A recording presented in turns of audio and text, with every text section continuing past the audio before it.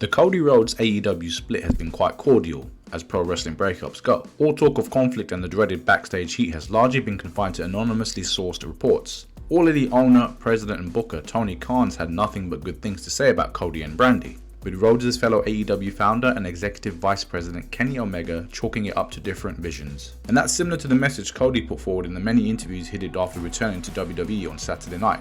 But while Rhodes insisted that he'll never do a shoot interview about the end of his run with AEW, there were hints of something more than strictly professional differences. Cody vaguely referred to a personal matter they couldn't move past in one article, and another told Ariel Helwani, "I can't comment on the personal matter itself," before also saying, "I had a wonderful experience there, and I feel the experience had maxed out. You never want to start getting into a situation where the love goes away. I wanted to keep the love.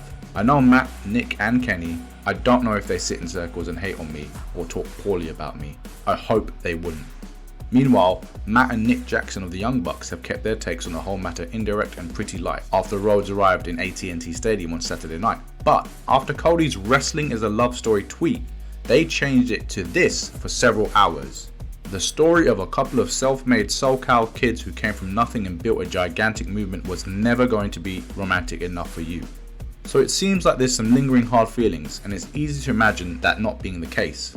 Rhodes going back to the company he, Matt and Nick banded together to create a competitor for has to sting a bit. But both sides of this split also know that drama equals headlines, and that on some level the AEW WWE debate is good for business. This is pro wrestling, so you can't rule out this being a work, or something small that's being cryptically played up as something big.